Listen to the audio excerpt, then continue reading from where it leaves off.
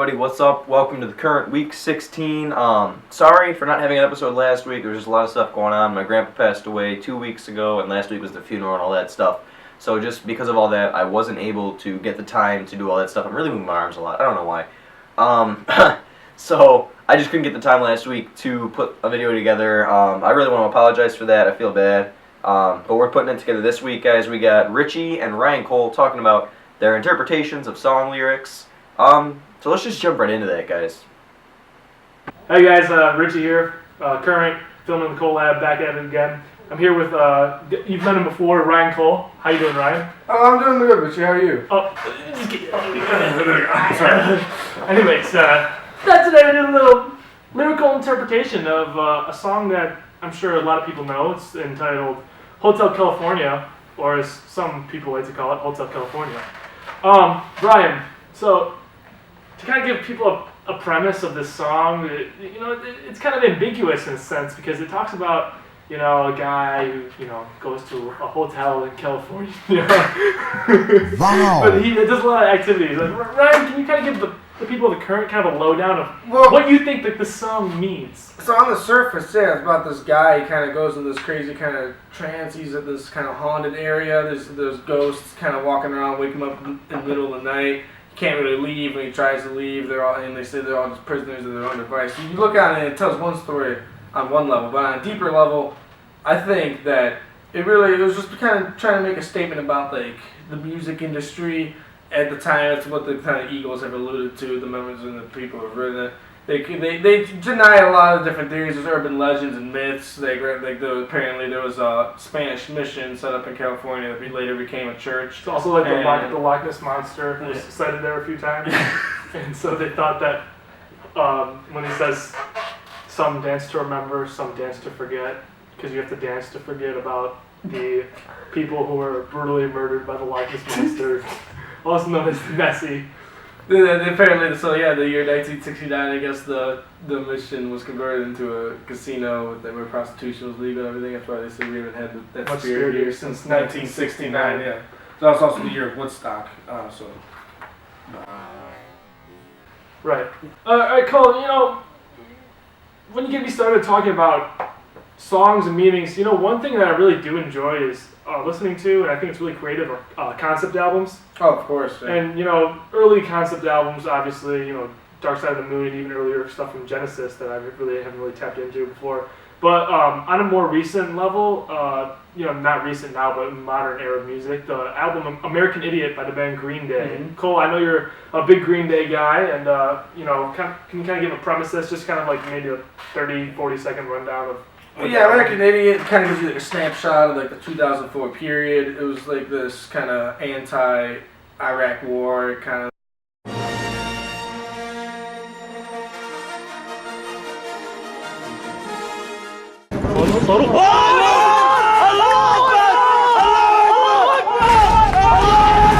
Like in this post 9/11 like world, a lot of madness going on. This guy, he's like a kind of angsty teenager, leaves his small hometown, goes into the city, meets a bunch of people, and some stuff happens, and then he eventually comes back home. And it's all about it. It's got love, hate, a lot of anti-war was a big message of it, pretty anti-Bush at the time. Yeah, for you people who aren't really familiar with the album, it's kind of hard not to be, because everywhere you go, you're hearing songs from it. Some of the most notable ones, Holiday, Boulevard of Broken Dreams, American Idiot, Jesus of Suburbia. Wake Me Up with September Ends. Yeah, all great songs. And the one song that Jesus of Suburbia, it's an 11-minute song. It has different parts to it, and it really speaks to kind of a lot of flaws in society. And some people interpret it as kind of a sacrilegious, but I don't think that that's what it was going for. Cole, do you think? I think it was just, there's been speculation on the religious ties. It was mostly just kind of like saying he was kind of like the savior of like these teenagers, of like these punk guys, because he's like the one leaving the city trying to go out and find a better world. There's been also ties, there's been parallels drawn with them and concept albums from the Wall from Pink Floyd, or even the Who. Jimmy was the character in Quadrophenia by the Who, and Saint Jimmy was a character in American Idiot, and they kind of parallel, and And what's really cool about American Idiot is they actually made a Broadway musical Is that one called American Idiot? Yeah, it's just American Idiot. I believe it's on Broadway. It might just be on Broadway either. And I think they actually got the lead singer of Green Day, Billy Joel Armstrong, to actually play the role. He did of St. Jimmy for a few shows. Yeah, on Broadway he did. I saw it in Chicago. He was not a part of that show, but yeah. And then there was even movie in speculation making like a broad kind of how they made a Hairspray movie out of the Broadway show, out of the movie. So they were talking. Tom Hanks was actually his company was talking about producing the movie for American Idiot, but that's been in talks for 3-4 years. A lot of Hollywood stuff kind of stopping the process. And so, kind of a little final thoughts here. Cole, what would you say if you had to pick one? What's your all-time favorite, concept album?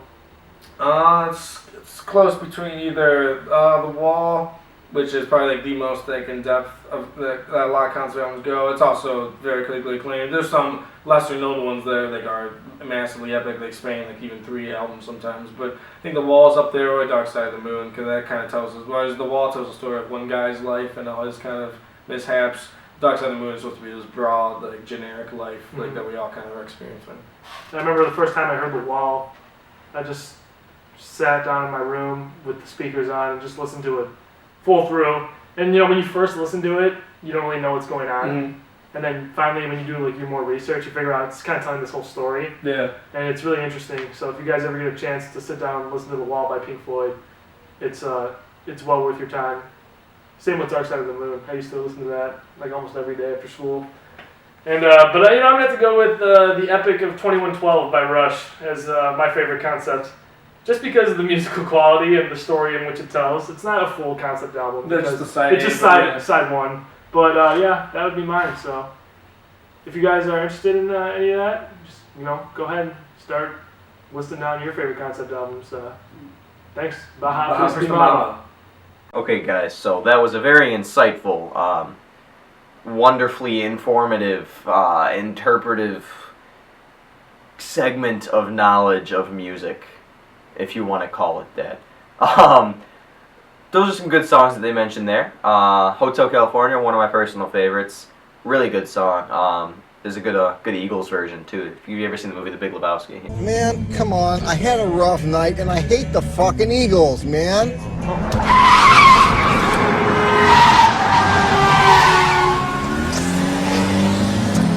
Out of a fucking can. Out of here. Get man. Yeah. But now we're going to jump into the next segment, which is going to be Mark Cashy talking about Captain America Civil War. Sorry for that little pause. This was filmed 2 weeks ago, and I'm having some issues. But Mark's going to do a little review about Civil War. He saw it the day before he filmed this, so it's all fresh in his head. But there are spoilers, so I'm going to put a little thing to click to go to the next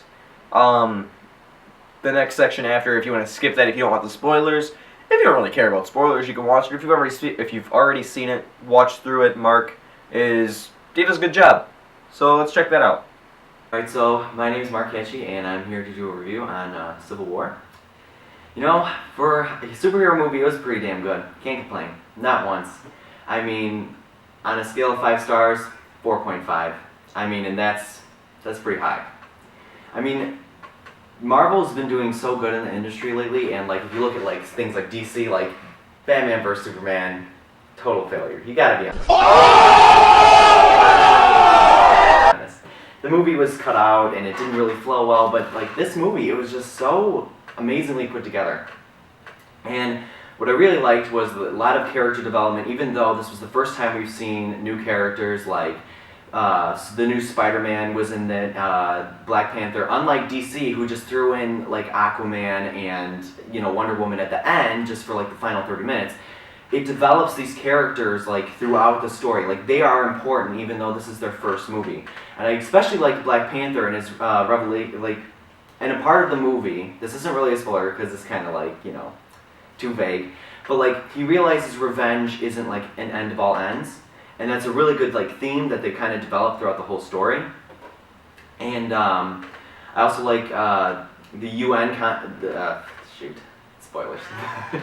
But I also like there's one scene where they have the UN conference and out of the 10 Avengers that they have, there's like only 5 that sign, because 5 of them disagree, and that's kind of like the central like theme. Because then there's a scene, a really great scene where they do a 5-on-5 with like Captain America's side and Iron Man's side in an airport, and they basically have a battle of like, you know, who was right. And then in the end, in the comics, Iron Man is, what's his name? Captain America. Captain America is supposed to die at the end. But in this version, he doesn't die. But I think it's not like they were being too nice. Because Marvel oftentimes, like if you look at their movies, if you compare them to DC movies, DC always does darker, especially ever since The Dark Knight.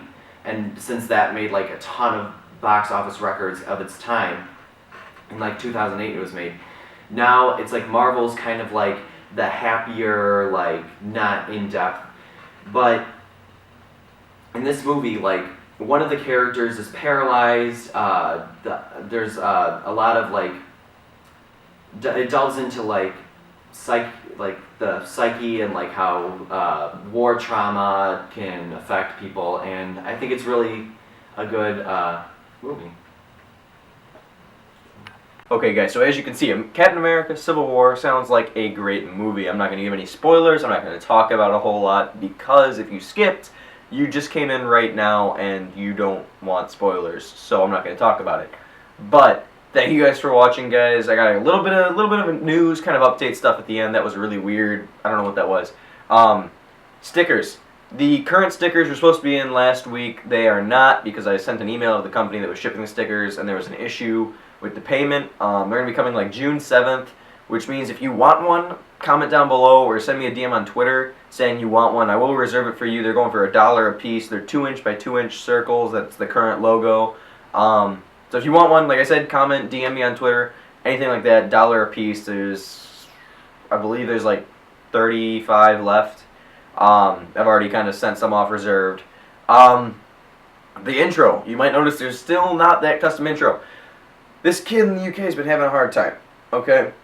He got hacked, his computer exploded, he had a bunch of issues. This stuff, I don't know when it's going to come out. He's told me just wait, it's going to come out. He's going to get it to me, but I just got to wait for it. So you guys got to wait too. Until then though, we're stuck with our little intro that we got and our no outro. But anyway guys, thanks for watching week 16. Like, comment, and subscribe. Follow us on Twitter. And I'll see you guys next week for the summer episode.